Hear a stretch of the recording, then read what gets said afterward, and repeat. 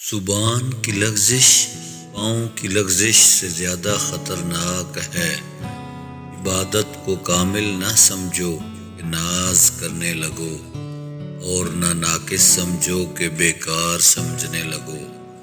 ہر اچھا کام پہلے ناممکن محسوس ہوتا ہے، لیکن شروع کرنے کے بعد آسانی ہو جاتی ہے۔ دنیا کی اصل عقل ہے، اور عقل کی اصل علم، اور علم کی اصل صبر ہے۔ مرد بغیر عورت کے مسکین ہے، اور عورت بغیر مرد کے مسکینہ ہے، خواہ وہ مالدار ہی کیوں نہ ہو۔ بیگانوں سے نیکی کرنا عمر دراز کرتا ہے، اور رزق میں اضافہ ہوتا ہے۔ ذاکر زبان اور شکر گزار بیوی اور صابر دل بندے کے مددگار ہیں۔ اس گھر میں محمد نام کا بچہ ہو، وہ گھرانہ پھلتا پھولتا ہے، اور اس گھر میں رزق کی فراخی ہوتی ہے۔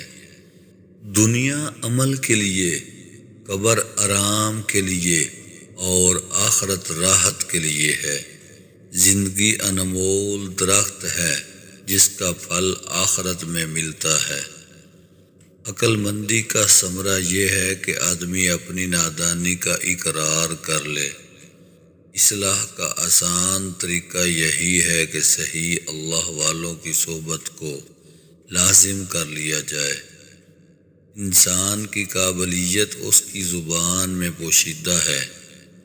دولت سے گھڑی تو خرید سکتے ہو، لیکن وقت نہیں۔ زبان ذاکر، دل شاکر، اور عورت فرمادار ہو تو یہ عظیم دولت ہے۔ خانہ کعبہ کا نقش کس نے تیار کیا تھا؟ حضرت جبرائیل علیہ السلام نے۔ خانہ کعبہ کی بلندی کتنی ہے؟ 54 فٹ اور 19 انچ۔ خانہ کعبہ کے غلاف کے لیے کتنا گز کپڑا درکار ہوتا ہے؟ 1000 گز۔